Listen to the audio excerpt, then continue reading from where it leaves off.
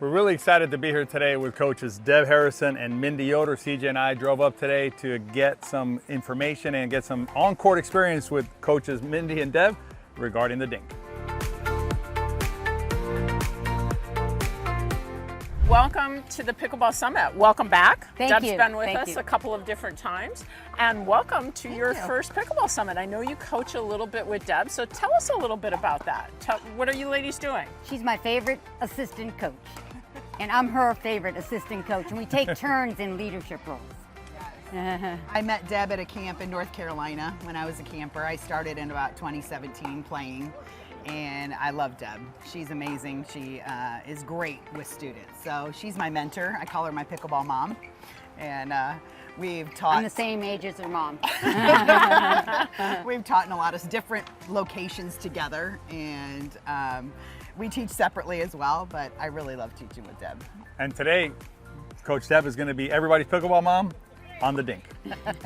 Coach, tell us a little bit about your background in the sport, because you've been in the sport for quite a while, and today we're going to be demonstrating the Dink. So tell us a little bit about your background in the sport and how you came to be the pickleball legend that you've become.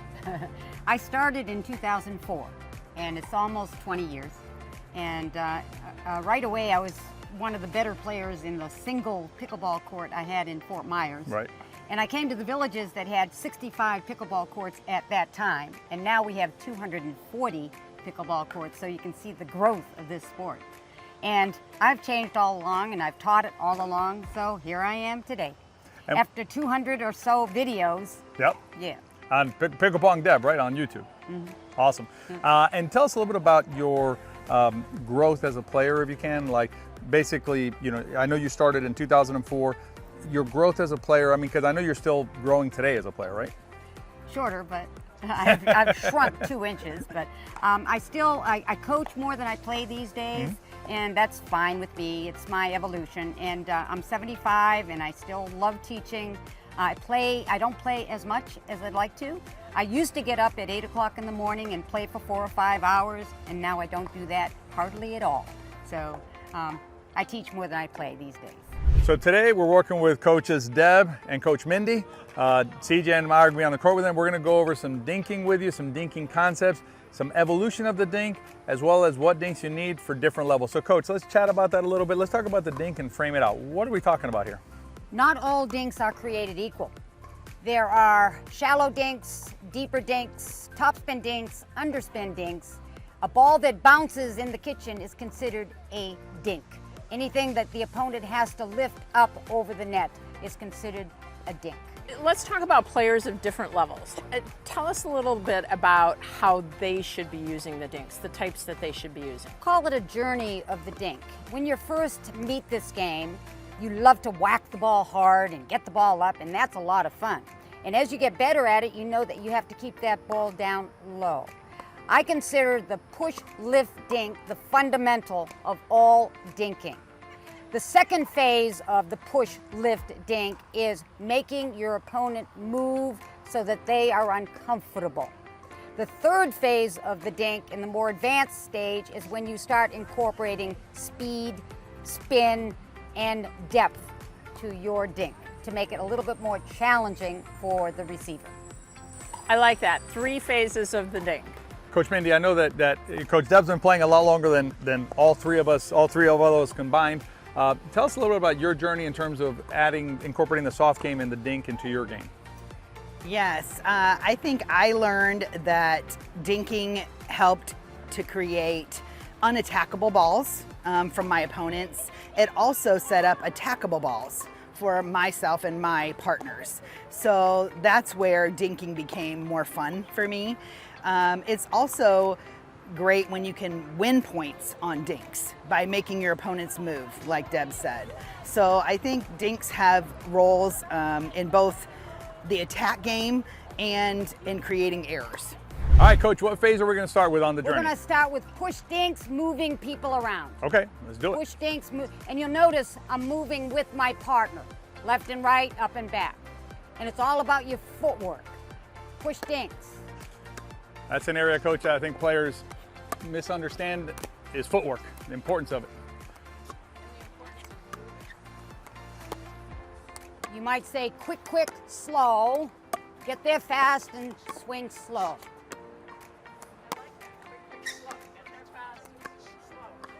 And Quick, Coach, what quick, are we using this slow. push dink? What are we using it for? Keeping that ball low. You set the paddle first and push. Set the paddle and push. There's a beginning and an end. Beginning, end. Push, dink.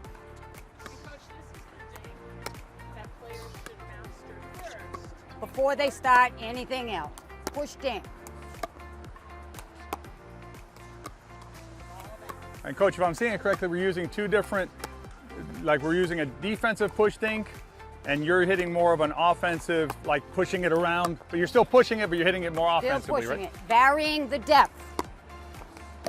Varying Good the shot. depth of your dink. That shot stressed me out. It was a really good shot. All right, Coach, so that phase one was the push dink. What do we want to do in phase two? Now we're just going to elongate the dink for more depth and also making it uncomfortable for the people. All right. Yep. As a beginning, it's in front of the ball, it's slightly open, and you push forward to get more depth. You do not push up, you push forward to the spot that you're aiming at. This is still a push dink. All right. Yep. And whether you choose to do it this way or this way is your choice. Whatever is comfortable for you. Me, I'm more comfortable dropping the tip as opposed to the tip up. It gives me more reach, and I need reach. Ready? All right, here we go. Push. Whoop. And what I noticed there was a little bit of spin because his paddle went like this. Right. Yeah, that was not a push. Push. Push. Push. Push. That's it. Good. And you've got to do whatever footwork That's is trouble right there. necessary to get you to the ball. So, Coach, repeat what you just said about the footwork there. Do whatever footwork is necessary to get you in front of the ball. You notice that I did a few of these. Sometimes that's a lunge step. Sometimes it might be maybe a drop step. Sometimes it might be a forward step. You've got to do whatever you need to do to get in front of the ball. All right, Coach, so we've done the push dinks with some movement and stress. What's next on our pickleball journey? The last phase of the dink is the speed and the spin. Once you get speed and spin, you really make life difficult for your opponents. And it looks a little bit like this. This is top spin, low to high, low to high. This is side top spin when you come around the ball like this. You're putting that kind of speed spin on the ball. This is underspin when you go from high to low. And that's putting a bite on the ball underneath the ball. That's underspin. And this is top spin, side top spin, underspin. If you're comfortable with the vanilla dead ball. All right, let's give it a try. We'll do the vanillas and you can spin them up.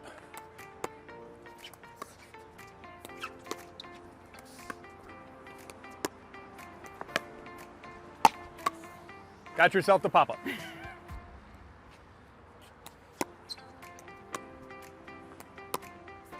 There's a lot of bite on that ball, Coach. That was a nasty dink, Coach. For the benefit of this drill, Mindy and Coach were trying to give me vanilla balls where I can slice through it and dice it. If you haven't perfected the push punch, push dink, don't go to that phase yet. Because when they give me aggressive dinks, I need to be able to handle it comfortably. I was gonna be nasty, Coach. Underspin. This is top spin.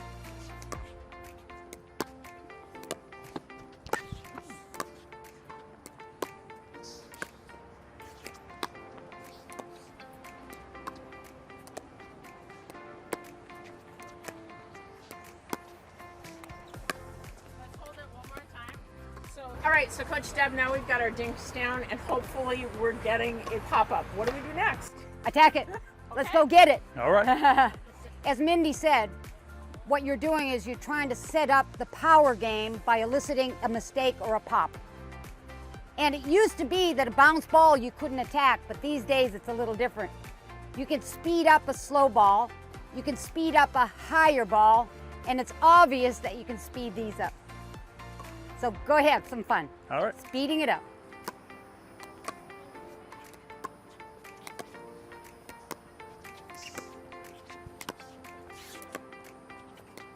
Ooh, that was coming.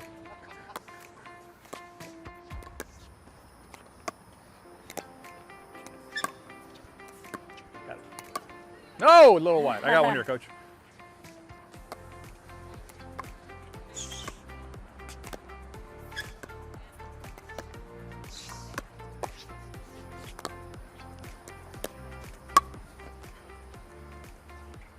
That's my new toy, Coach. I love that little shot. I've never had that before. That was amazing. Goodness, that was so much fun. And really enjoyed learning the 3 different dinks that we can use at all the different levels. Now, Deb, if somebody wants to reach out to you, get more information about what you're doing, how's the best way to reach you? You can reach either Mindy or I at picklepongdeb@gmail.com. That's also here on this page. You'll find her email and her contact information here as well. And the other thing is, if you want to watch some really good YouTube videos on pickleball, and particularly the Dink, Pickle Pong Deb on YouTube, you'll find her there. Thank you very much, Coach Deb. Thank you, Coach Mindy. It was a lot of fun. It was great.